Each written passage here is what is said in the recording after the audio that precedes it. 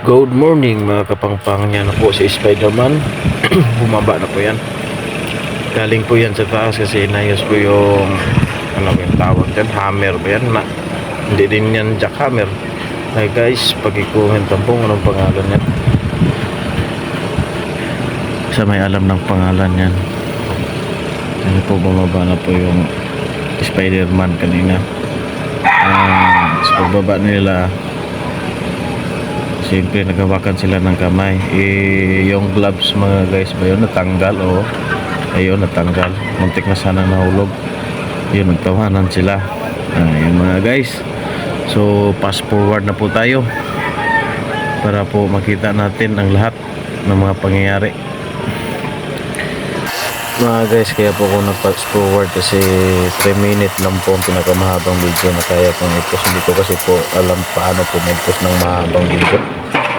Kasi marami pa po akong mga video dito na ito natatambak. Yung iba dinilit ko na kasi saka pala nagpasalamat ako sa dalawang nag-subscribe sa aking channel. First time ko po nakatry ng ganito kasi bago pa po kasi basta mga guys, siguraduhin ko lang sa inyo hanggang matapos tong project ko, palagi po akong mag-content dito, palagi po akong mag-post para ma-update po kayo sa project ni BBM dito sa Binondo, Intramuros pala to, sa may bridge malapit po. Yan po mga guys, pasensya sa pag-fast forward kasi 3 minutes lang po pinakamahabang video nito Marami pa sanang video mga guys. Pwede po bang, paano po ba mag-post ng mahabang video o 10 minutes o kahit 30 ba o 1 oras? Kasi may 1 oras, may 6 na oras. Paano po ba yan? Baka siguro po kagaya yan sa TikTok, no? Yung pag matagal ka na, pag nagiging sikat ka na sa TikTok, pwede ka na mag-post ng mahabang video.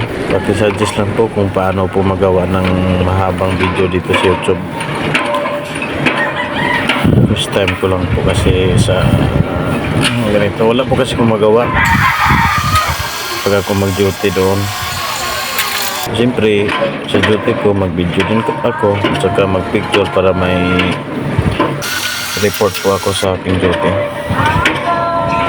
Naisipan ko na rin na sa mga pag-video ko at saka sa mga picture ko, post ko na lang din sa YouTube. Ayan po, thank you po, salamat po sa inyong lahat.